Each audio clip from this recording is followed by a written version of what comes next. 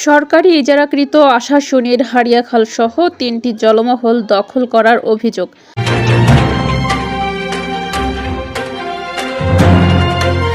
দর্শক, স্বাগত জানাচ্ছি বিবিআর নিউজে। শুনছিলেন সংবাদ শিরোনাম।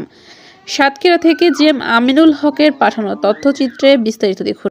সরকারি ইজারাকৃত আশাশুনির হারিয়াখাল, সলুয়া ও হাঁসখালী জলমহল জোরপূর্বক দখল করে ৭০টি নেটপাটা কেটে মাছ ধরে প্রায় অর্ধ কোটি টাকার ক্ষয়ক্ষতি করার খবর পাওয়া গেছে।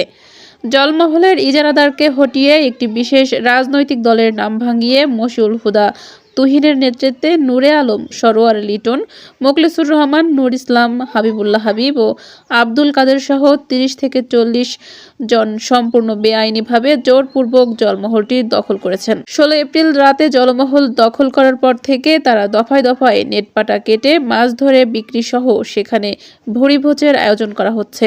দখলকারীরা রাজনৈতিক প্রভাব খাটিয়ে দখল করায় কেউ প্রতিবাদ করার সাহস পাচ্ছে না।